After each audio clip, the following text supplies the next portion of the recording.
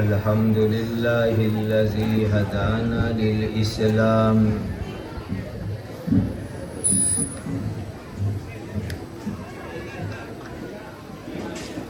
अशहदु अल्ला इलाहा इल्लल्लाहु वहदहु ला शरीका लह व अशहदु अन्ना मुहम्मदन अब्दुहु व रसूलुहु सल्लल्लाहु तबारक व तआला अलैहि व अला आलिहि व अस्हाबिहि व ज़ुर्रिय्यातिहि व अहलि बैतिहि व अहलि ताअतिहि व बारक व सल्लम तस्लीमन कसीरन कसीरा।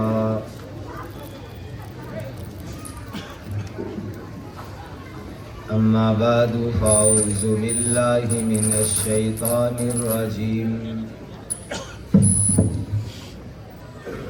बिस्मिल्लाहिर रहमानिर रहीम। मिनल मुअमिनीना रिजालुन सदक़ू मा आहदुल्लाह अलैहि फमिनहुम मन क़दा नहबह वमिनहुम मन यंतज़िर वमा बद्दलू तब्दीला। सदक़ल्लाहु मौलानल अज़ीम।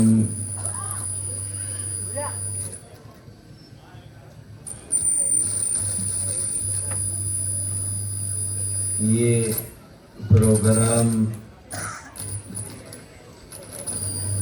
कोई जज्बाती तकरीर का जलसा और प्रोग्राम नहीं है।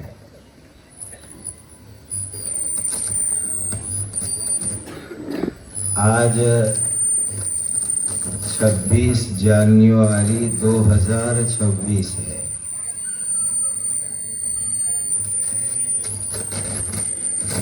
और ऐसा हमेशा नहीं होता है कि 26 जनवरी भी हो और 2026 भी हो। इसलिए ये प्रोग्राम एक ऐतिहासिक हिस्ट्रिकल यादगार प्रोग्राम है। दूसरी बात ये है कि हमें बहुत कुछ समझना है इस वक्त।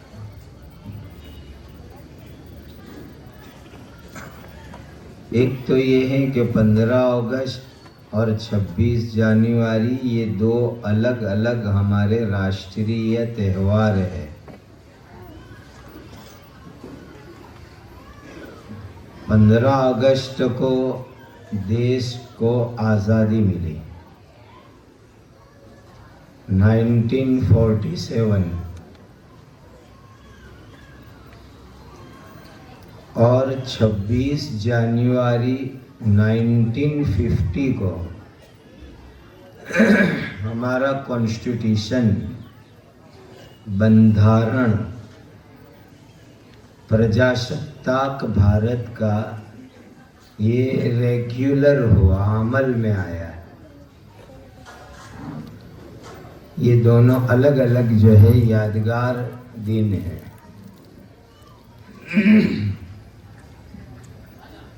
मेरी सीधी सादी पहचान आज के दिन की मुनासबत से मैं कर रहा हूँ।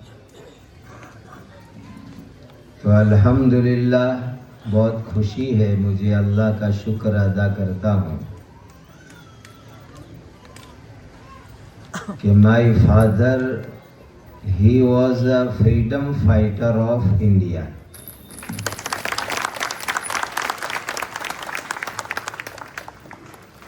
मेरे स्वर्गग्रस्त पिताजी भारत की आज़ादी के लड़वैया में से हैं।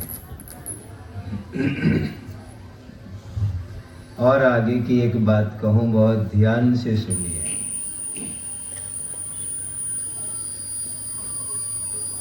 माइक ठीक करो।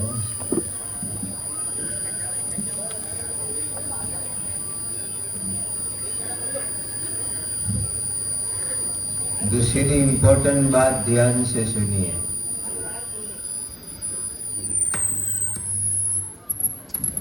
आज हम ब्रेन वॉश भी करेंगे इंशाल्लाह। माइंड वॉश भी करेंगे, ब्रेन वॉश भी इंशाल्लाह करेंगे। मुस्लिम लीग ने पार्टीशन मांगा कि भारत के भागला होना चाहिए, पार्टीशन होना चाहिए। और पार्टीशन की पूरी हिस्ट्री मैंने अपनी ये किताब में लिखी है। हर मुसलमान मर्द औरत, हर हिंदू भाई, हर भारत देशवासी को ये पुस्तक हमारा पढ़ना है, उसका वांचन करना है।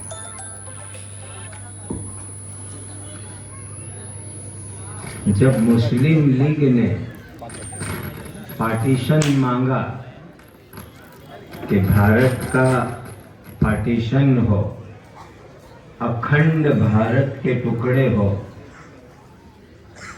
तो जिन लोगों ने विरोध किया था कि पार्टीशन नहीं होना चाहिए, अखंड भारत होना चाहिए, आज मैं बहुत गर्व और फख्र से कहता हूँ कि जिन लोगों ने भारत के पार्टीशन का, भागला का विरोध किया था, उन विरोध करने वाले में मेरे पिताजी भी शामिल थे।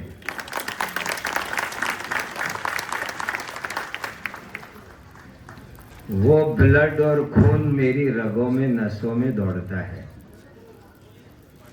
कि जिन्होंने पार्टीशन का विरोध किया था और जिन्होंने मुस्लिम लीग की फेवर करने वालों की गालियां खा करके, मुस्लिम लीग की फेवर करने वालों की पत्थर खा करके ये बात कही थी कि अखंड भारत रहना चाहिए। थोड़ी सी हिस्ट्री में आपको कहूं, एज ए तंजीम, संस्था, जमीयत उलमाए हिंद, ये भारत की वो मुस्लिम संस्था है और मुस्लिमों के साथ साथ मुस्लिम धर्म गुरु यानी आलिम, मुफ्ती, मौलाना लोगों की संस्था, जिसमें तमाम जो है देशवासी लोग उसके मेंबर थे और है। जमीयत उलमाए हिंद वो संस्था है कि जिसने भारत देश के भागले हो उसका खुल करके विरोध किया था और बहुत सी सही बात एकदम आधारभूत पुस्तकों से और डॉक्यूमेंट से मैंने अपनी इस बुक में, अपनी इस चौपड़ी में लिखी है कि इंडियन नेशनल कांग्रेस ने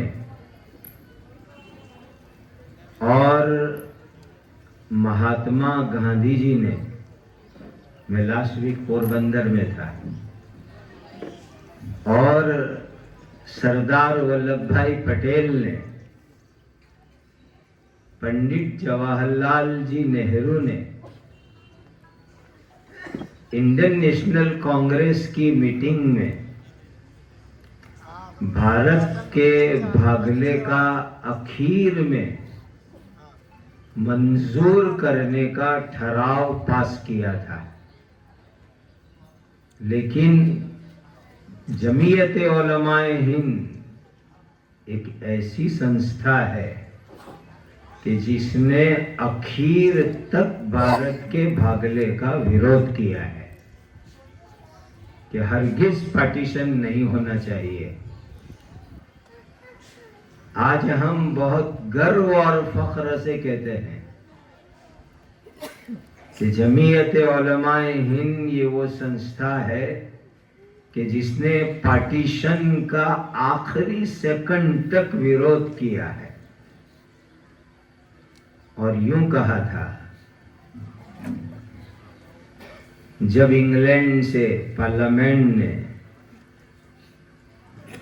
एक कमीशन भेजा कि जाओ इंडिया और जितनी भी आज़ादी में लड़त देने वाली संस्थाएं थी उन सब से मुलाकात करो, मीटिंग करो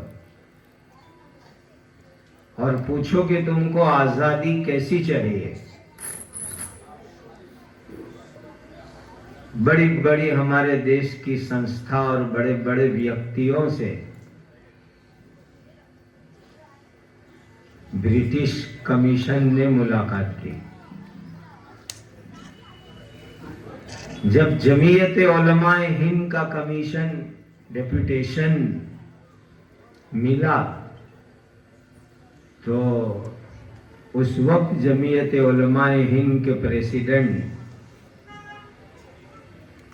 शेखुल इस्लाम मौलाना सैयद हुसैन अहमद मदनी रहमतुल्लाह अलैह,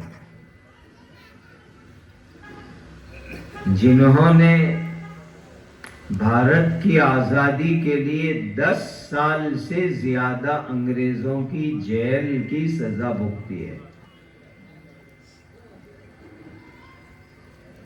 मौलाना मदनी ने अंग्रेज ब्रिटिश कमीशन के सामने एक फॉर्मूला रखी। उस फॉर्मूला का नाम दिया मदनी फॉर्मूला। उसमें उन्होंने अंग्रेज कमीशन से ये मांगनी की थी, मुतालबा किया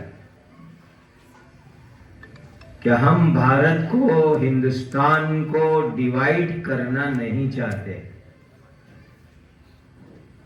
हम अखंड भारत देखना चाहते हैं और पार्लियामेंट आजाद भारत की ऐसी बनाओ जिसमें हर धर्म के लोगों के लिए रिजर्वेशन होए, हर तबके के लोगों के लिए उसमें रिजर्वेशन होए, दलितों को, कमजोरों को, आदिवासियों को उसमें हक मिले, मुस्लिम, सिख, बुद्ध, ईसाई और बड़े भाई हिंदुओं को भी इतनी ही सीट मिले। पूरी ऐसी एक फॉर्मूला उन्होंने ब्रिटिश कमीशन के सामने रखी थी। वो पूरी फॉर्मूला जब सर स्टफर्ड क्रिप्स, जो ब्रिटिश कमीशन के उस वक्त के चेयरमैन थे, इंग्लैंड से आए थे, जब मौलाना मदनी की ये फॉर्मूला उन्होंने सुनी तो कुर्सी पर से खड़े हो गए और मौलाना अबुल कलाम आजाद को पूछते हैं कि ये मौलवी साहब ने पॉलिटिकल साइंस की डिग्री कहाँ से ली, कौन सी यूनिवर्सिटी से ली, ये कौन सी कॉलेज में, यूनिवर्सिटी में जाकर के पॉलिटिकल पीएचडी इन्होंने की है। तो उस वक्त के ऊपर मौलाना अबुल कलाम आजाद ने जवाब दिया कि ये देवबंद के मदरसे में बैठ करके उन्होंने चटाई पर बैठ करके सादगी वाले जीवन के साथ इन्होंने ये नॉलेज हासिल किया है। आखिर तक हमने जमीयत उलमा और उसके जिम्मेदारों ने डिवाइड इंडिया, पार्टीशन, भागला का सख्त विरोध किया था और कहा कि नहीं, अखंड भारत ही रहना चाहिए। ये हिस्ट्री, ये इतिहास आज लोगों के सामने लाओ। वो लिख के मानने वाले वहां चले गए जहां उनको जाना था। हम तो हमारे सर के ताज जमीयत उलमाए हिंद के बुजुर्गों और उसके वडीलों को साथ देने वाले लोग, हमने तो ये फैसला किया था कि ये मुल्क में हम रहेंगे, यहीं हमारा जनाजा निकलेगा और इसी मुल्क की कब्र की मिट्टी में हम अपनी कब्र बनाएंगे।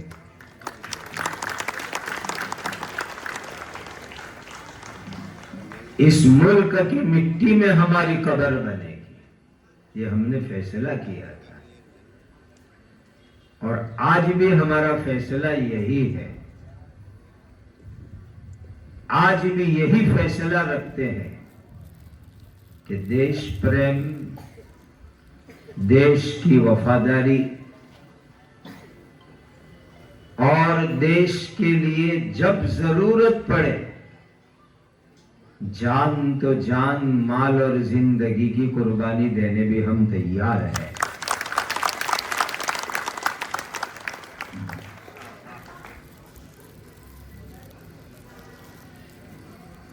मैं जनरली लोगों को कहता हूं कि जब हज होता है, हज तो मक्का में होता है, दुनिया भर से लोग हज करने के लिए जाते हैं, पूरी दुनिया से लोग आते हैं और सऊदी गवर्नमेंट हज को लाइव करती है, प्रोग्राम उसका चैनलों पर आता है, वर्ल्ड लेवल की चैनलों पर भी आता है। जिसने नहीं देखा हो उनको भी कहता हूं और सबको कहता हूं कि हज के जो 5-6 दिन फिक्स तारीख में होते हैं, उन दिनों में चैनलों को खोल करके हज का लाइव प्रोग्राम देखो।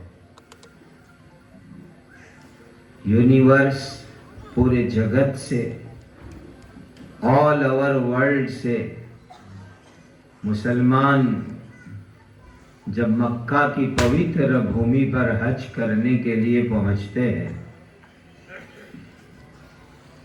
और हज के अंदर 2 सफेद कपड़े पहन करके हज यात्रा करते हैं, ये बात कोई छुपी हुई नहीं है, हर कोई देख सकता है। नहीं तो बहुत जल्दी वो दिन हज के आएंगे, देख ले रहे। पूरे जगत के इंसान, मुसलमान जहां हज यात्रा में जमा होते हैं, 2 सफेद चादर पहनकर, कपड़े उतार कर हज यात्रा करते हैं, चादर में लपेट कर। भारत का मुसलमान मक्का की पवित्र भूमि पर हज यात्रा में भारत के पवित्र तिरंगे झंडे के साथ नजर आएगा।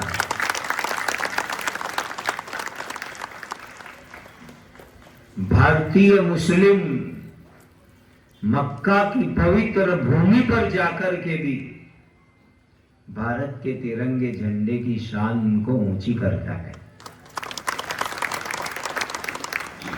और दुनिया को ये मैसेज देता है कि हम मुसलमान हैं, हम मुसलमान हैं, लेकिन हम भारतीय मुसलमान हैं,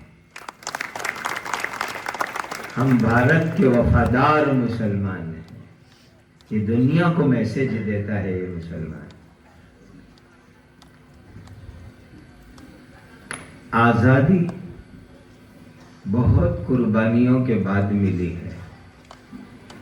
आज जो हम तिरंगा लहरा रहे हैं, अपना हमारा कॉन्स्टिट्यूशन है, हमारा बंधारण है, हमारा देश आजाद है, लेकिन ये कुर्बानी ऐसे नहीं मिली। बहुत कुर्बानी और संघर्ष के बाद ये कुर्बानी के मीठे फल हम खा रहे हैं। 1757 में नवाब सिराजुद्दौला ने पलासी के मैदान से अंग्रेजों के सामने वॉर शुरू की। अंग्रेज बिजनेस पॉलिसी पर इस कंट्री में आए थे। ईस्ट इंडिया कंपनी बिजनेस का टाइटल लगाकर इस देश में आए और बिजनेस करते करते उन्होंने धीरे धीरे हमारे देश को गुलाम बनाया। और एक वक्त वो आया कि 1857 के अंदर दिल्ली के लाल किले के ऊपर से हमारा तिरंगा झंडा उतार लिया गया। बहुत दुख का वो दिन था। और अंग्रेजों का झंडा यूनियन जैक वहां लाल किले के ऊपर लहरा दिया गया। पूरा भारत हमारा गुलामी की जंजीरों में जकड़ गया। 1757 से लेकर 1857 तक एक सेंचुरी, पूरे 100 साल अंग्रेजों के सामने नवाब सिराजुद्दौला है और दूसरे बहुत से राजाओं ने, नवाबों ने अंग्रेजों के सामने जान माल की कुर्बानियां दी। आप कुछ भी कहो, हम सुल्तान टीपू शहीद को नहीं भूल सकते। कुछ भी कहो। 1799 ईस्वी में वाह, सुल्तान टीपू शहीद श्रीरंगापट्टनम के मैदान में अंग्रेजों के सामने लड़ते लड़ते शहीद हुए। कमाल है ना कि श्रीरंगापट्टनम में शहीद हुए सुल्तान टीपू शहीद। और जब तक सुल्तान टीपू जिंदा थे, वहां तक अंग्रेजों की हिम्मत नहीं हुई कि वो बंगाल से दिल्ली की तरफ आगे बढ़े। मैसूर, बंगाल, ये पूरे इलाके के ऊपर सुल्तान टीपू शहीद की एक धाक थी। मैसूर की सल्तनत खुदादाद कहलाती थी, उसका नाम था, लक़ब था। सुल्तान टीपू शहीद ने उस वॉर में, उस जंग में सबसे पहले मिसाइल की टेक्नोलॉजी को यूज किया था। ये अंग्रेज इतिहासकारों ने लिखा है कि 1799 के अंदर सबसे पहले श्रीरंगापट्टनम के मैदान के अंदर सुल्तान टीपू शहीद ने अंग्रेजों के सामने मिसाइल टेक्नोलॉजी को यूज किया था। और आज हम बहुत फख्र से कहते हैं, देश को एटम मिसाइल टेक्नोलॉजी भी डॉक्टर अब्दुल कलाम जैसे मुसलमान ने दी है।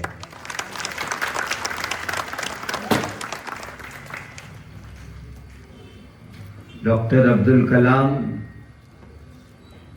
Father of the nation Gandhi ji हमारे, तो doctor Abdul Kalam president of India बने। इन्होंने देश को एटम मिसाइल की गिफ्ट दी। आज हमारे दुश्मन हमसे डरते हैं, हमारे एटमी मिसाइल की ताकत से। देश को एटमी मिसाइल देने में बहुत बड़ा हाथ डॉक्टर अब्दुल कलाम का है। लेकिन एक दुख की बात भी कहूं, 1757 में फलासी का मैदान हो, 1799 में श्रीरंगापट्टनम की वॉर हो, नवाब सिराजुद्दौला हो या सुल्तान टीपू शहीद हो, कुछ गद्दारों ने उन लोगों को हरा दिया। अंग्रेजों ने नहीं हराया, गद्दारों ने हराया। ये गद्दार नमक हराम लोग हर समाज को, हर धर्म को, हर देश को बर्बाद करते। ऐसे गद्दार और नमक हराम लोग समाज, धर्म, देश के लिए बड़े खतरनाक होते हैं। कि गद्दारी, नमक हरामी बहुत बुरी चीज है। मैं एक उदाहरण देता हूं, एग्जाम्पल दिया करता हूं समझने वालों के लिए। हमारे यहाँ झाड़ काटते हैं तो उसमें कुहाड़ा इस्तेमाल करते हैं, कुल्हाड़े के जरिए दरख्त काटते हैं। तो किसी ने बहुत अच्छा पॉइंट उसमें निकाला है, समझने की बात है। हम दुआ करते हैं कि अल्लाह गद्दारी से, नमक हरामी से हमें बचावे, गद्दारों से, नमक हरामों से बचावे। कुल्हाड़ा जो होता है उसमें दो चीज होती है, एक आगे स्टील का, लोखंड का काटने वाला होता है और पीछे उसके लकड़ी का हाथा होता है। तो एक आदमी ने बहुत अच्छी बोध कथा बनाई, बोध वार्ता बनाई कि एक दिन एक आदमी हाथ में वो आयन का, लोखंड का, कुल्हाड़े का आगे वाला हिस्सा लेकर हाथ में पकड़ के जंगल में जाता है और ये प्रोग्राम बना के जाता है कि मैं झाड़ काटूंगा। तो जंगल के झाड़ आपस के अंदर कमेंट करते हैं, बात करते हैं, कुछ नहीं हो सकता हमारा, कोई नुकसान हमारा नहीं हो सकता। और ऐसा ही हुआ। लेकिन दूसरे दिन वही आदमी जाता है तो वो लोखंड के कुहाड़े के साथ लकड़े का हाथा लगाकर जाता है। तो आज जंगल के झाड़ सभी आपस में कमेंट और बात करते हैं कि अब हमको कोई नहीं बचा सकता।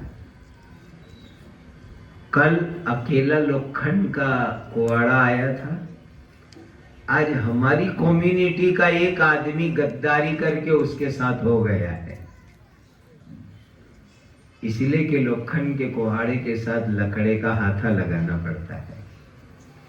तो जब वो लकड़े का हाथा लग गया तो जंगल के झाड़ कहने लगे, जब हमारा ही एक आदमी उनके साथ हो गया तो अब हमें कोई नहीं बचा सकता। और हकीकत भी यही है।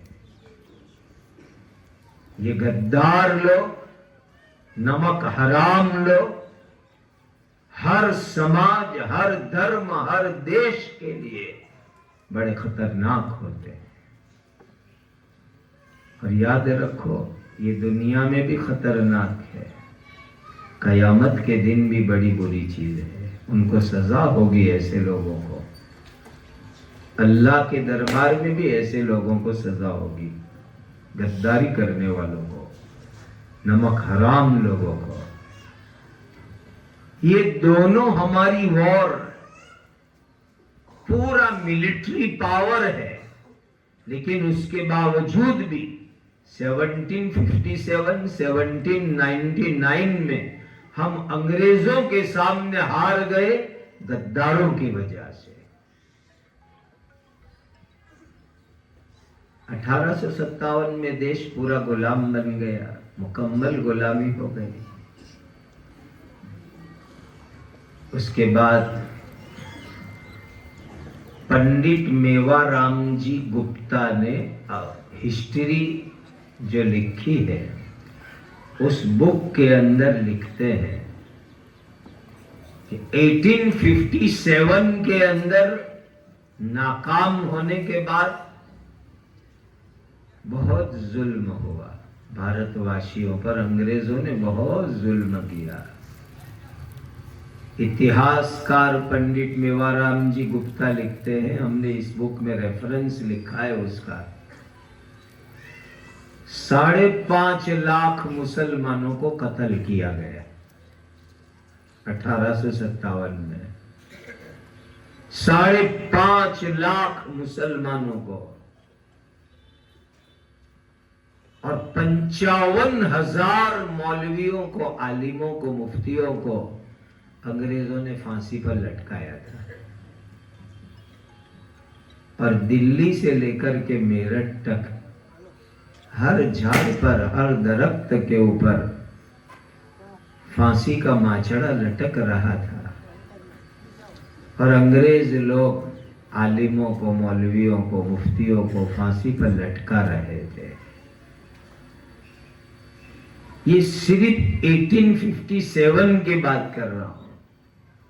5.5 लाख जनरल मुसलमान और 55,000 आलिमों को कत्ल किया अंग्रेजों ने। उसके बाद खतरा ये था, ये अंग्रेज लोग देश को लूटने आए थे। ये तो सोने की चिड़िया थी, लोग सोने की चिड़िया कहते हैं, हमारा देश सोने का हाथी था। अंग्रेजों ने लूटा उसको, बहुत लूटा उसको। लेकिन इनका एक सेकंड पर्पस, दूसरा मकसद ये था कि पूरे हिंदुस्तान को ईसाई स्टेट बनाना चाहते थे, क्रिश्चियन स्टेट बनाना चाहते थे भारत को। 1857 के बाद देश को बचाने के लिए बहुत फिक्र हुई। 10 साल तक अल्लाह के सामने दुआएं की, इस्तिखारा किया। 1857 के एक मुजाहिद हजरत हाजी इमदादुल्लाह साहब मुहाजिर मक्की, जो मक्कतुल मुकर्रमा चले गए थे, हरम में काबा के सामने रो रो के अल्लाह की सजदा करते हैं।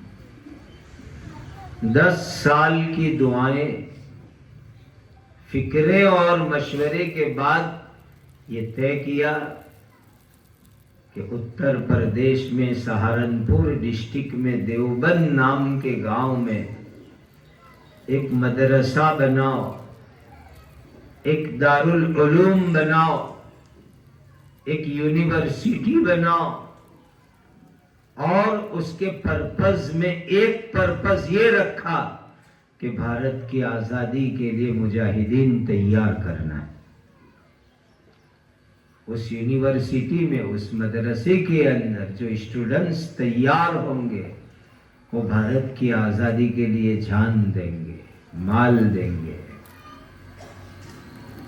आज ये देवबंद यूनिवर्सिटी, दारुल देवबंद 1866 के अंदर उसका फाउंडेशन रखा गया, उसको चालू किया गया। उसका बहुत बड़ा पर्पस और मकसद ये था, एक मकसद के भारत देश की आजादी, गुलामी से निजात दिलाना और अंग्रेजों से भारत देश को पाक कराना।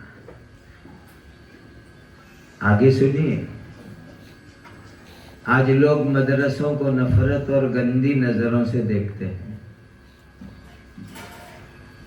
मदरसों के बारे में शक, शंका, वहम में रहते हैं।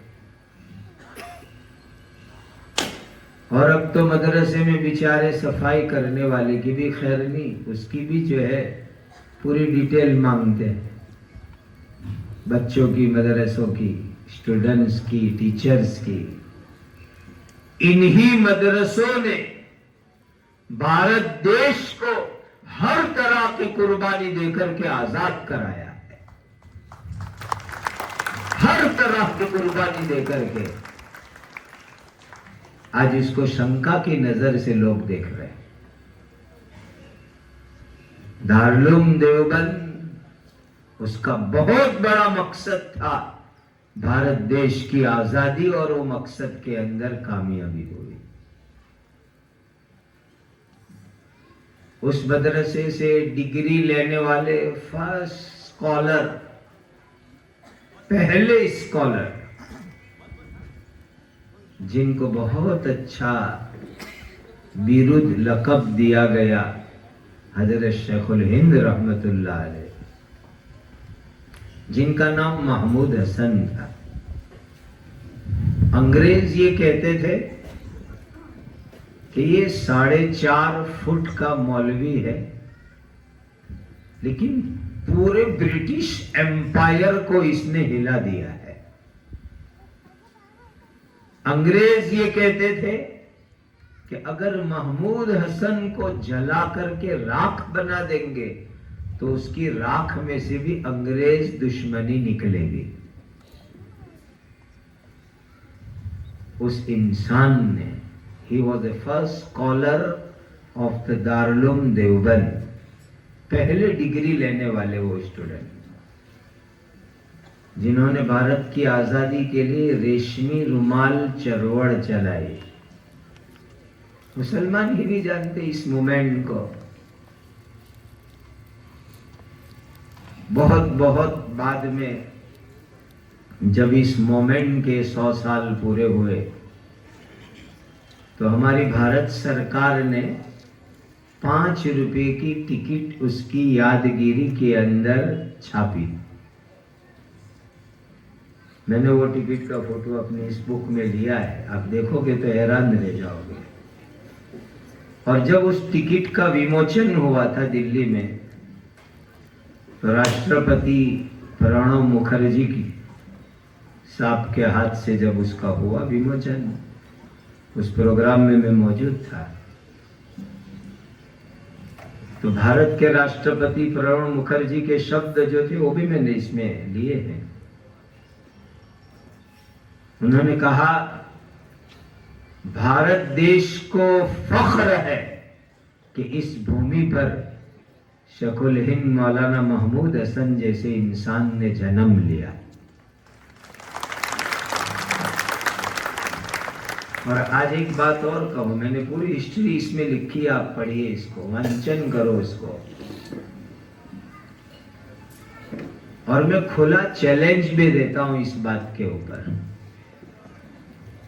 भारत की आजादी के लिए भारत से बाहर, एशिया से बाहर, हजारों किलोमीटर दूर यूरोप के एक आयरलैंड और टापू के ऊपर आजादी के लिए जिनको कैद किया गया, जेल की सजा दी गई, वो शेखुल हिंद मौलाना महमूद हसन देवबंदी रहमतुल्लाह अलैह थे,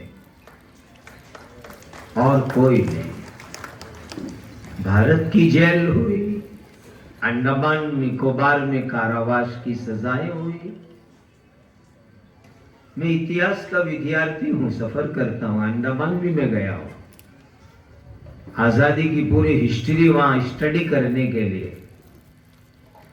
कि हमारे कौन कौन से लोगों को या अंग्रेजों ने जेल में डाला और कैसी कैसी सजाएं दी। पूरी हिस्ट्री मेरे पास है।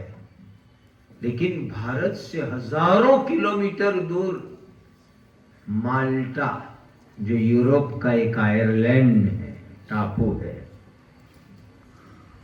वहां पर माल्टा की जेलों में भारत की आजादी के खातिर जिन 9-10 लोगों को जेल हुई, शेखुल हिंद मौलाना महमूद हसन देवबंदी, उनके साथी लोग, उनकी टीम और मौलाना सैयद हुसैन अहमद मदनी रहमतुल्लाह अलैह, इनको वहां जेल में डाला गया। अंग्रेजों ने यूरोप में ले जाकर उनको सजा दी। जब उस मोमेंट के 100 साल पूरे हुए तो 5 रुपए की टिकट छाप करके हमारी भारत सरकार ने उनकी यादगिरी पब्लिक के सामने रखी। मुसलमानों को जानना चाहिए इस हिस्ट्री को। और उनके स्टूडेंट शागिर्द हजरत शेखुल इस्लाम मौलाना सैयद हुसैन अहमद मदनी रहमतुल्लाह अलैह, पूरे देश में मुरादाबाद की जेल, यूरोप की माल्टा की जेल, हमारे गुजरात की साबरमती जेल में भी अंग्रेजों ने मौलाना मदनी को कैद किया था। साबरमती जेल में भी हजरत मदनी रहमतुल्लाह अलैह को कैद किया गया था। उनके ऊपर भी भारत सरकार ने 5 रुपए की पोस्टल टिकट छापी, उनके बलिदान को याद किया। आप हैरत में रहोगे कि 1857 से लेकर 1947 तक, 1947 तक हर मैदान में जान माल की कुर्बानी दी। वाह, बहुत बात बात में ही सही अब समझ में आ रहा है। आजकल हम बहुत बड़े बड़े बोर्ड पढ़ रहे हैं, स्वदेशी अपनाओ। ये स्वदेशी अपनाओ, ये आजादी की वॉर और आजादी की लड़ाई के जमाने में हजरत शेखुल हिंद मौलाना महमूद हसन देवबंदी ने भारतवासियों को ये विचार दिया था। हमने प्रूफ किया है, इसमें प्रूफ किया है कि स्वदेशी अपनाओ, ये बात देने वाले हजरत शेखुल हिंद मौलाना महमूद हसन देवबंदी और हजरत शेखुल इस्लाम मौलाना सैयद हुसैन अहमद मदनी रहमतुल्लाह अलैह थे।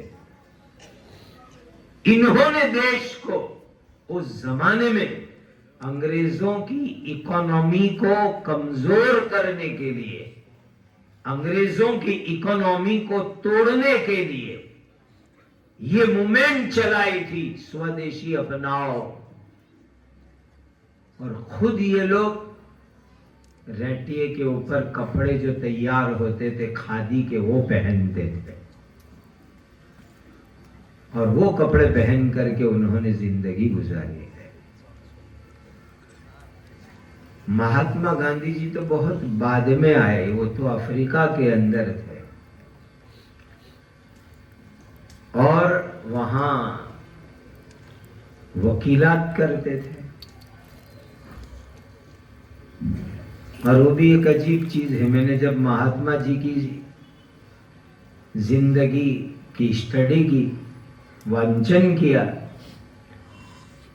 तो मैंने वो पेज जेरॉक्स करके रखे हैं अपने पास कि महात्मा जी को साउथ अफ्रीका केस लड़ने के लिए बुलाने वाले भी मुसलमान थे। ये महात्मा जी के जीवन चरित्र में लिखा हुआ है। फिर जब वो भारत आए तो लोग तो उनको सॉलिसिटर के तौर पर, वकीलात के तौर पर जानते पहचानते थे। मोहनदास करमचंद गांधी जब हजरत शेखुल हिंद रहमतुल्लाह अलैह माल्टा की जेल से आए और बंबई में उनका स्वागत हुआ, तो हजरत ने यूं कहा कि मैंने माल्टा की जेल के अंदर बहुत सोचा है, अब भारत देश की आजादी हमें कौमी एकता की ताकत के साथ लड़नी है, कौमी एकता के साथ हमें लड़नी है। फिर हजरत ने फरमाया कि वो जो एक वकील है नौजवान मोहनदास करमचंद का, उसको हम लीडर बनाते हैं और उनको हम आगे करते हैं। मोहनदास करमचंद गांधी को फादर ऑफ नेशन बनाने वाले हजरत शेखुल हिंद मौलाना महमूद हसन देवबंदी थे। महात्मा का लक़ब किसने दिया है? किसी के पास कोई प्रूफ? हमारे पास प्रूफ है इसका। मिस्टर मोहनदास करमचंद गांधी को महात्मा का लक़ब देने वाले हजरत मौलाना अब्दुल बारी फिरंगी महल्ली रहमतुल्लाह अलैह थे। कोई भी बात ऐसी नहीं, हर चीज का प्रूफ मेरे पास है कि महात्मा का लक़ब मिस्टर मोहनदास करमचंद गांधी को मौलाना अब्दुल बारी फिरंगी ने दिया है। वांचन करो इतिहास का। और आगे की बात मैं आपको कहूं, गांधी टोपी, गांधी कैप, इसकी कोई हिस्ट्री आप जानते हैं? महात्मा जी के सर पर कभी किसी ने टोपी देखी है? किसी के पास कोई ऐसा फोटो जिसमें कैप हो? कोई स्टेच्यू, कोई पुतला है ऐसा? फिर कैसे गांधी टोपी हो गए? कभी सोचा इतिहास को? जिस जमाने में आजादी के लिए अंग्रेजों के विरुद्ध में जलसे होते थे, प्रोग्राम होते थे, रैलियां होती थी, तो दिल्ली के एक प्रोग्राम में आजादी के एक मुजाहिद हकीम अजमल खान ने अपनी टोपी सर पर से निकाली और महात्मा जी के सर पे रखी और यूं कहा कि आज से इस टोपी का नाम गांधी टोपी होगा। ये गांधी कैप असल में हकीम अजमल खान मरहूम की कैप है, जो उन्होंने गांधी जी के सर पर रख करके ऐलान किया कि आज से जो है ये गांधी कैप कहलाएगी। हकीकत बात ये है, पत्ता पत्ता बूटा बूटा हाल हमारा जाने हैं, पत्ता पत्ता बूटा बूटा हाल हमारा जाने हैं, जाने न जाने गुल ही न जाने बाग तो सारा जाने हैं। हमको ही हमारी हिस्ट्री मालूम नहीं है। ये व्हाट्सएप पर, इंटरनेट पर टाइम बर्बाद मत करो, इतिहास पढ़ो, माँ बाप की खिदमत करो, उनकी दुआएं लो, हलाल रोजी कमाओ, बेकार मत बैठे रहो, वक्त पर नमाज पढ़ो और इतिहास का वांचन करो। नॉलेज, एजुकेशन अपनी जिंदगी के अंदर लाओ। ये मेरा आपको पैगाम है, ये मेरी आपको नसीहत है। देश आजाद हुआ और जैसे मैंने शुरू में कहा था कि हमारे बुजुर्गों ने, हमारे वडीलों ने, जमीयत उलमाए हिंद ने आखिरी सेकंड तक भारत के भागला और पार्टीशन का विरोध किया था। और आजादी के बाद जब हमारा कॉन्स्टिट्यूशन बनाने के लिए असेंबली बनी है, कमेटी की रचना हुई है, तो एक बहुत खूबसूरत बंधारण, कॉन्स्टिट्यूशन हमारे देश को मिला है। ये बंधारण, ये कॉन्स्टिट्यूशन हमें इसलिए बहुत प्यारा है, एक रीजन ये है कि उसमें तमाम धर्म के लोगों के लिए आजादी लिखी गई है। हर धर्म वाले, हमारे कॉन्स्टिट्यूशन की आर्टिकल नंबर 1 से लेकर आर्टिकल 30 तक उसका रिसर्च करो, वांचन करो। हर धर्म के लोगों के लिए, हर मजहब के लोगों के लिए उसमें आजादी, राइट्स, हक उसके अंदर लिखे गए। इसलिए मैं हमारे सोनगढ़ के मुसलमान भाइयों को हिंदू भाइयों को, हर धर्म के लोगों को, बहनों को बहुत बहुत दिल से मुबारकबाद देता हूँ कि देश के बंधारण के अमल में आने का आज यादगार दिन 26 जनवरी 2026 को आपने इतना अच्छा खूबसूरत प्रोग्राम किया। इतना खूबसूरत हमारा कॉन्स्टिट्यूशन, हमारा बंधारण इस देश में सलामत रहे और कॉन्स्टिट्यूशन और बंधारण के मुताबिक हमारा देश प्रगति करता रहे, तरक्की करता रहे। मैं हमेशा ये कहा करता हूँ, आज़ादी कौमी एकता के साथ हमने ली है। कौमी एकता, यूनिटी, ये हमारी ताकत थी। जिस कौमी एकता की ताकत से हमने अंग्रेजों को भगाया था, देश की प्रगति और तरक्की के लिए, देश के डेवलपमेंट के लिए आज वही कौमी एकता की जरूरत है। कौमी एकता ये हमारे देश की पहचान है। ये सलामत रहे। हमारा कॉन्स्टिट्यूशन, बंधारण, उसके आर्टिकल्स, उसमें जितनी कलम दफात है, उसके मुताबिक देश में हर एक को प्रगति करने का चांस दिया जाए तो इकबाल का ख्वाब पूरा होगा। सारे जहां से अच्छा हिंदुस्तान हमारा, सारे जहां से अच्छा हिंदुस्तान हमारा, हम बुलबुले हैं उसकी वो गुलसिता हमारा। अल्लाह खूब मुबारक फरमाए, देश को सलामत रखे, हर धर्म के लोगों को सलामत रखे।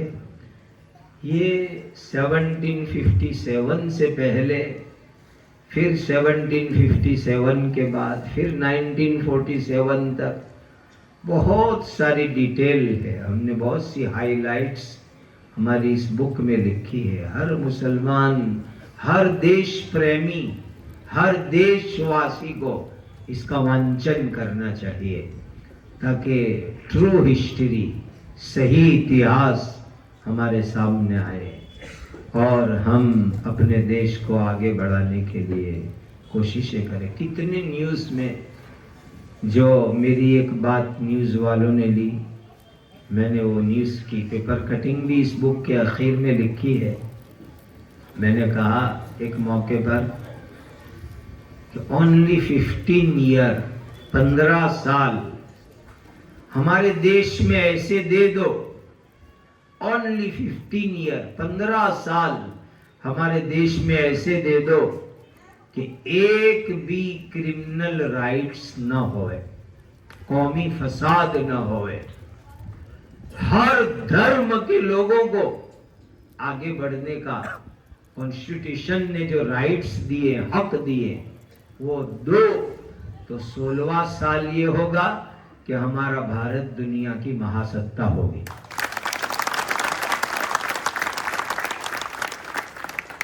बस इन्हीं बातों के ऊपर मैं अपनी बात पूरी करता हूँ। आप सब ने सुना, बहुत शुक्रिया। अल्लाह ताला आज के प्रोग्राम के लिए मेहनत करने वालों को भी कबूल फरमाए। आमीन। व आखिरु दावाना अल्हम्दुलिल्लाहि रब्बिल आलमीन। एक शेर जरूर सुनाऊंगा बात पूरी करते करते, जरा ध्यान से सुनिए, बहुत ध्यान से सुनने के लायक एक शेर है। एक नाम आपने सुना होगा, मौलाना मोहम्मद अली जौहर का। भारत की आज़ादी के वो बहुत बड़े सिपाही है। जानते हो मौलाना जौहर कौन है? बात से बात निकलेगी, लंबी हो जाएगी। गोल मेज परिषद के लिए, जिसको गुजराती चौपड़ियों में लिखा है गोल मेजी परिषद, गोल मेज कॉन्फ्रेंस, गोल मेजी परिषद के लिए भारत देश की तरफ से वो इंग्लैंड गए थे, लंदन गए थे बात करने के लिए डेपुटेशन में। तो इंतकाल हो गया उनका। आखिरी वक्त में लोगों ने पूछा, आपकी आरज़ू क्या है, क्या तमन्ना है? तो मौलाना जौहर ने क्या कहा था? गुलाम हिंदुस्तान में, गुलाम भारत में जाना तो क्या, गुलाम भारत में कब्र बनाना भी पसंद नहीं करूंगा। मुझे आजादी चाहिए, मैं आजादी को चाहता हूं। और फिर मौलाना जौहर ने कहा था, बड़े ध्यान से सुनिए, मैं अव्वल मुसलमान हूं, बाद में मुसलमान हूं, आखिर में मुसलमान हूं, और कुछ नहीं सिर्फ मुसलमान हूं।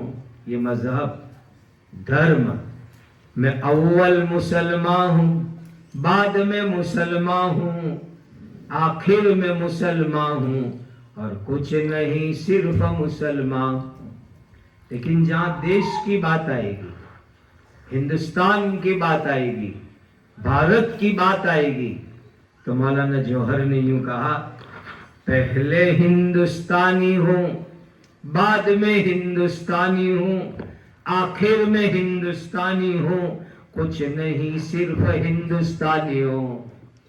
पहले हिंदुस्तानी हूं, बाद में हिंदुस्तानी हूं, आखिर में हिंदुस्तानी हूं, और कुछ नहीं सिर्फ हिंदुस्तानी हूं। कैसे जज्बात थे उन लोगों के। वाखिर दावाना अल्हम्दुलिल्लाहि रब्बिल आलमीन। माशाअल्लाह। अल्लाह तबारक व तआला हजरत को हमारी सोमगढ़ बस्ती की तरफ से और उम्मीद फाउंडेशन की तरफ से खूब खूब जज़ाए खैर अता फरमावे। और हजरत का बयान सुन के ऐसा लगा जैसे दिल की मुर्दा ज़मीन फिर से जिंदा हो गई हो। अल्लाह खूब जज़ाए खैर अता फरमावे। सारे हजरात अपनी जगह पर बैठे रहे, नाश्ते का इंतज़ाम किया गया, आप तक पहुंच जाएगा, और उसके बाद अपने घरों पर तशरीफ ले जाए। उठने की फिजा ना बनाए, अपनी जगह पर बैठे रहे। और जिस किताब का अभी तस्करा हुआ, ये किताब का इंस्टॉल इस साइड पे लगा हुआ है, मुन्ना भाई की घंटी की तरफ। तो जो अहबाब लेना चाहते हैं, 100 रुपये उसका हदिया है। किताब लेकर जाए और उसका अच्छे से वाचन करे, मुताला करे। अल्लाह तबारक व तआला वतन अजीज की खूब खूब हिफाजत फरमावे, और अमन और अमान हमारे मुल्क में हमेशा कायम और कायम रखे। मुख्तसर दुआ होगी, हजरत दुआ करेंगे इंशाअल्लाह।